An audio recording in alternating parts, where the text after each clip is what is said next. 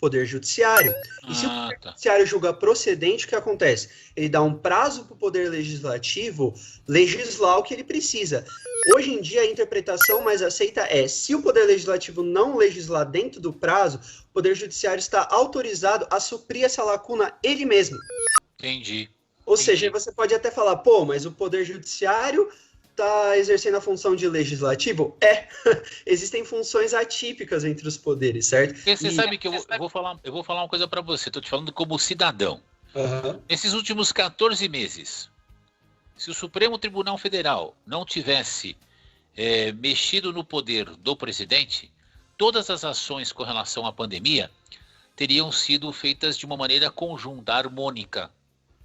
A forma como eles começaram isso há 12 meses, de tirar o poder do presidente e falar assim, olha, cada estado faz o que quiser, do jeito que quiser, isso para mim é que gerou toda a balbúrdia. Então o que acabou acontecendo, porque qualquer sistema, a gente até vê isso na física, na química, na matemática, na biologia, qualquer sistema precisa de equilíbrio, precisa de um processo de liderança, de fluidez. Para um rio existir, ele precisa ter suas margens e ter um lado mais baixo do que o outro, para a água poder fluir e chegar até o oceano.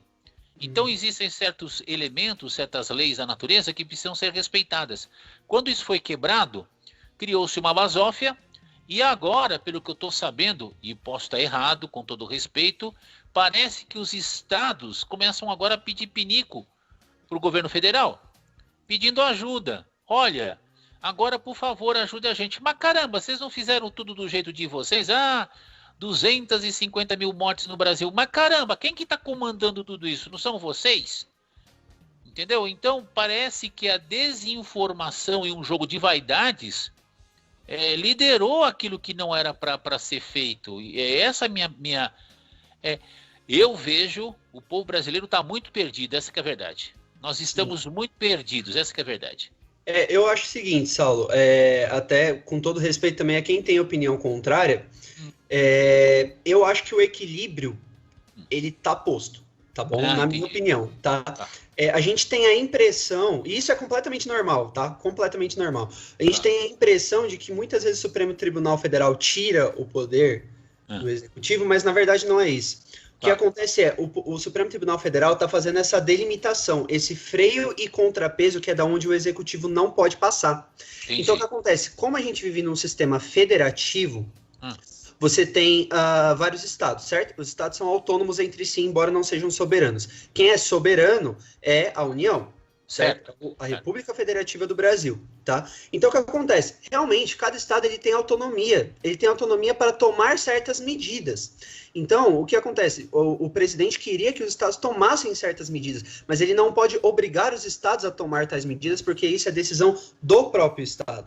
Entende? Então, isso é uma coisa básica do sistema federativo, tá? Da nossa Constituição. O Supremo Tribunal Federal delimitou isso, tá? Não é que ele tirou o poder.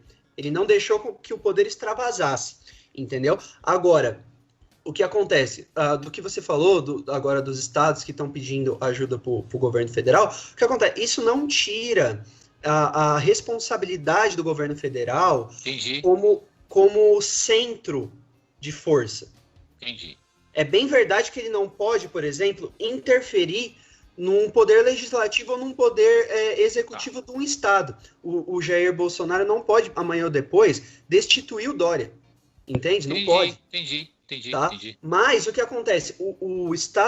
A federação, a União, como ela é um elemento centralizador, ela não está ali para nada, entende?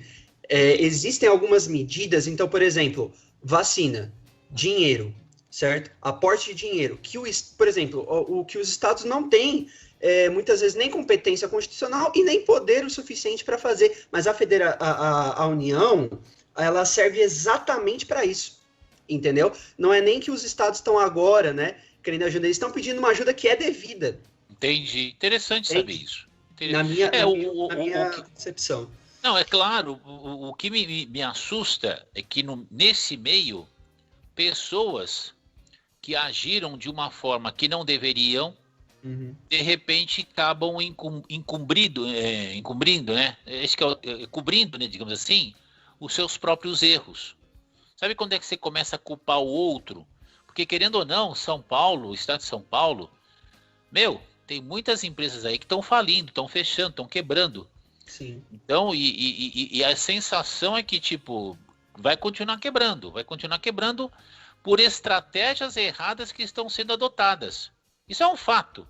O Conselho Regional de Medicina, se eu não me engano, do Distrito Federal, mandou acho que uma carta, alguma coisa sobre isso, se eu não me engano. Eu devo ter alguma coisa, depois eu vou pesquisar direitinho. Uma série de outras estruturas falando que lockdown não funciona e tudo mais. Eu falei, opa, então tem que fazer uma reflexão sobre o que está acontecendo. Na minha opinião, 1 ano e 2 meses que a gente está nessa brincadeira aí, é muito tempo com toda uma situação muito desorganizada, que literalmente está quebrando muitas empresas e deixando muitas pessoas aí a ver navios. Eu recebi vídeos de pessoas se matando, não sei se foi por causa dessas restrições aí no mundo, mas, sabe, você começa a pensar, meu Deus, o que está acontecendo no mundo, né? O que está acontecendo no mundo? É um negócio meio preocupado. São 20 horas e 54 minutos. Eu preciso perguntar aqui para o Timerson quanto tempinho que a gente tem ainda no programa. Quanto tempo nós temos ainda? Será quanto tempo nós temos? Deixa eu ver aqui. Quanto tempo nós temos? Deixa eu perguntar aqui para o Timerson quanto tempo nós temos. Para saber direitinho, eu acho que o programa já está acabando, né? Foi rápido, hein? Olha. Você sabe que eu gosto desse tipo de conversa, mas quando a gente mantém... tem mais 2, 3 minutos aí pro programa. Sabe, o Arthur, eu gosto de conversar. Eu sou da seguinte opinião. Pode ser Adolf Hitler, pode ser Mussolini. Respeita, sabe? Respeita. Você pode estar 100% certo e o outro 100% errado. Eu acho que numa sociedade tem que ter respeito, né? Então é que eu falo dignidade e honra. É lógico que às vezes o sangue sobe, né? Mas aí entrego na mão de Deus, né?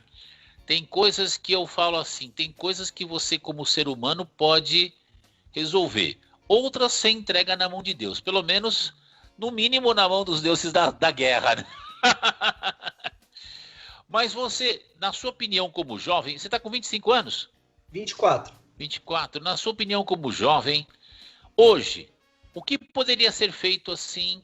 Você tem 1 minuto para responder. O que poderia ser feito para criar um ponto de equilíbrio entre esses poderes, governos, governantes e governados?